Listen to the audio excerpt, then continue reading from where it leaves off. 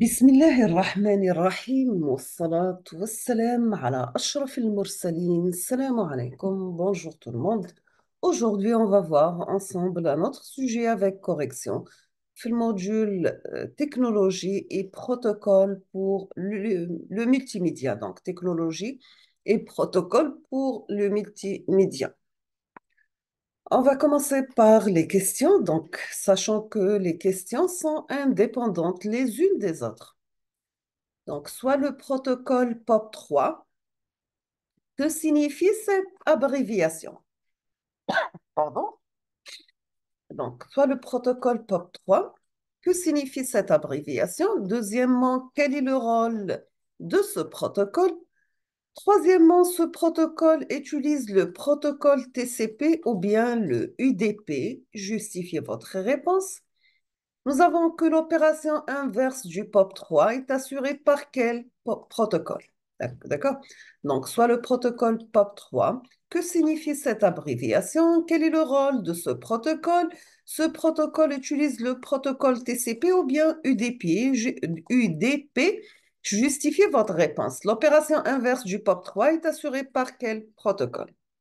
Deuxièmement, quel est le rôle assuré par le protocole multimédia RTCP? Quel est le rôle assuré par le protocole multimédia RTCP? Troisièmement, donnez le schéma bloc du codec JPEG et quel est le bloc responsable de la perte de compression? Expliquez les fonctions assurées par ce bloc. Donc, quel est le rôle assuré par le protocole multimédia RTCP? Troisièmement, donnez le schéma bloc du node JPEG. Quel est le bloc responsable de la perte de compression? Expliquez les fonctionnalités assurées par ce bloc. Quatrième question, soit les protocoles suivants, RTP, FTP, UDP, HTTP, Ethernet, RSVP, donnez l'architecture du modèle OSI et indiquer dans quelle couche chaque protocole est inclus, soit les protocoles suivants, RTP, FTP, UDP, HTTP, Ethernet, RSVP, donnez l'architecture du modèle OSI, indiquez dans quelle couche chaque protocole est inclus. Cinquièmement, expliquez brièvement le principe de la compression vidéo avec perte. Sixième question, donc, soit deux machines A et B, l'adresse IP de la machine A est 172.128.10.5 et le masque sous réseau est 255.192.192.0. On vous demande de déterminer l'adresse du réseau, déterminer le nombre d'adresses utilisables et déterminer la plage adressable du réseau. Deuxième partie, donc, supposons maintenant que l'adresse IP de la machine B est de la version IP V6. Quelle est la cause de la création de cette version? Et donnez un exemple d'adresse IP V6. C'est donc, on veut transmettre une vidéo en temps réel, streaming, de la machine A vers la machine B, donner les différentes étapes ainsi que les protocoles qui interviennent pour cela. Septième question, donc, soit le message A, B, R, A, C, A, D, A, B, R, A, R, R, A, Y. Compressez ce message par la méthode LZ77 avec une fenêtre totale de taille 14, une fenêtre glissante de taille 6. On passe la correction maintenant. On va commencer par POP3. Donc, POP3, c'est Post Office Protocol. Il permet de récupérer les courriers électroniques du serveur de messagerie. Le POP3 utilise le TCP parce que le TCP assure la fiabilité. L'opération inverse est assurée par le protocole SMTP, Simple Mail Transfer Protocol. Donc, deuxième question, le RTCP contrôle de la qualité d'une session multimédia temps réel, débit, geek et perte. Troisième question, donc nous avons l'image originale. On va diviser l'image en sous-blocs 8 par 8. Après, on va appliquer la DCT deux dimensions, donc la transformée de cosinus discrète.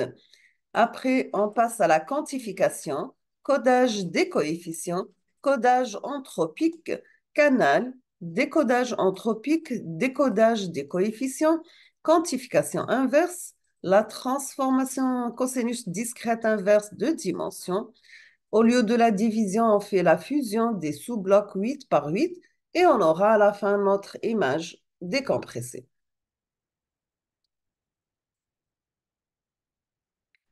Le bloc de quantification. Donc, le but de ce bloc, éliminer les coefficients de haute fréquence dans l'œil humain est peu sensible en divisant le sous-bloc sur la matrice de quantification, puis on arrondit les coefficients à l'entier le plus proche possible, qui est souvent le zéro.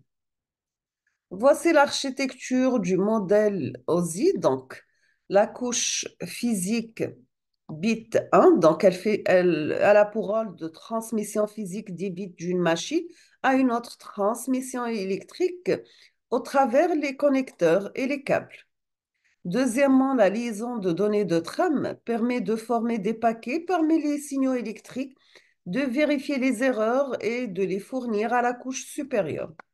Troisièmement, réseau packet. Donc, la couche réseau s'occupe de déterminer le mode et la méthode acheminement entre plusieurs machines. Quatrièmement, pour transport et segment, donc responsable du bon acheminement, des messages entre les machines, vérification des erreurs et de l'optimisation des ressources réseau.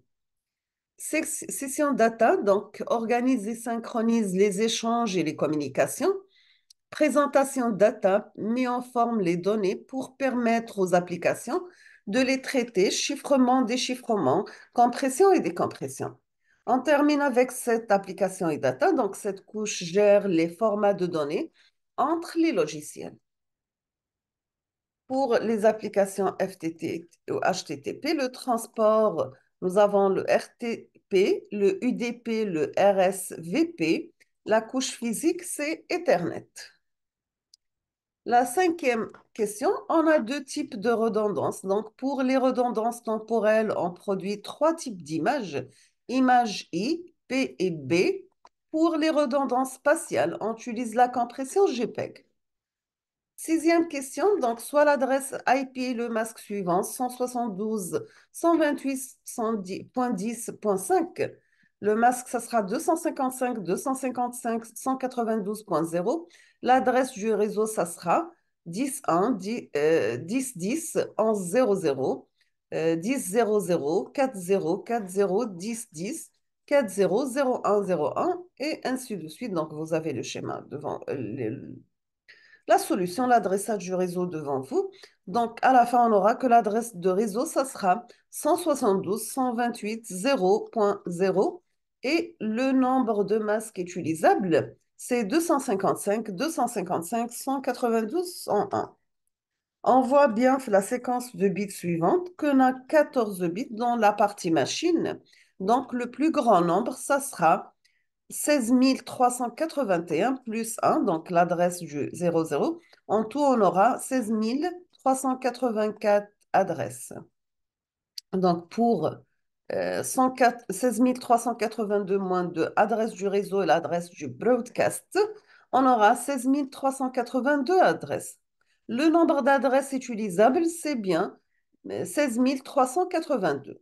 La plage adressable du réseau, nous avons 172.128.01, c'est l'adresse du réseau plus 1, et 172.128.63.255.254, c'est l'adresse du broadcast moins 1.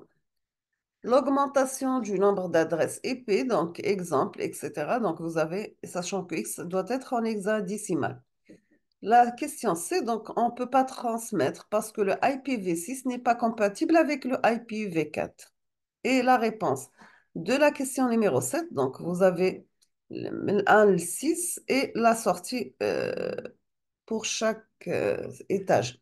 On trouve search Buffer, look, hide, buffer, buffer. Nous sommes arrivés à la fin de cette vidéo, donc je vous remercie infiniment pour votre attention et à la prochaine vidéo, Inch'Allah. Merci.